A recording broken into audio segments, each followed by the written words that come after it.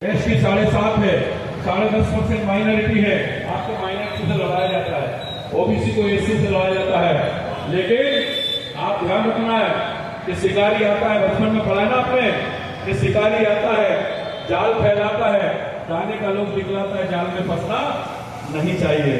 आपको जाल में फंसाते हैं चुनाव के समय, आपके पास वोट का हथियार है, ये नीला झंडा अपनाओ। तो बाबा साहब की बात जो एक हाथ में संविधान और एक हाथ ऊंचा करके बाबा साहब ने बोला है कि हे मेरे बहुजन समाज के लोगों, मैंने संविधान के अंदर ये वोट का अधिकार देकर क्रांति कर दी है, जाओ अपने वोट का सही इस्तेमाल करो। अब किसी रानी के पेट से राजा पैदा नहीं होगा, मैंने रानियों के पेट का ऑपरेशन कर दिया है, अब तुम्हारे वोट से राजा पैदा होगा। तुम्हारा वोट इस देश में ज्यादा है। और अपने पास से भी जो मानवतावादी लोग हैं, जो ब्राह्मण क्षत्रिय समाज के मानवतावादी लोग हैं, वो भी हमारे साथ आए और देश के शासक बनो, हुक्मरान बनो, क्योंकि असली मंदिर शिक्षा का मंदिर और दूसरे सबसे बड़ा मंदिर भोपाल और दिल्ली है, लोकतंत्र के मंदिर है, उनमें प्रवेश करो।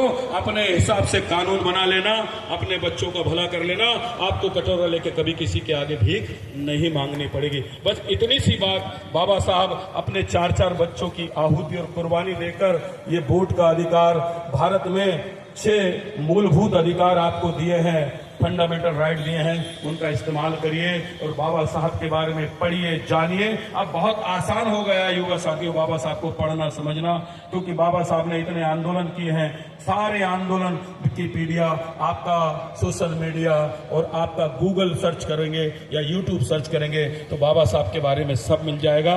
डॉक्टर अंबेडकर की आज निवेदन है, कल 14 अप्रैल है, सारे सवालों के जवाब आपको घर मिल जाएंगे। सबके घरों में टीवियां हैं, स्मार्ट टीवी है ना सबके घर में, उसमें यूट्यूब पे जाना और जब्बार पटेल की लिखी बनाई हुई फिल्म डॉक्टर अंबेडकर सर्च करना, डॉक्टर अंबेडकर मूवी जब्बार पटेल लिख देना तो वो आ जाएगी। और आज रात को बैठ करके, आज सब लोग यहां से जाने के बाद या कल बाबा साहब की जयंती मनाने के बाद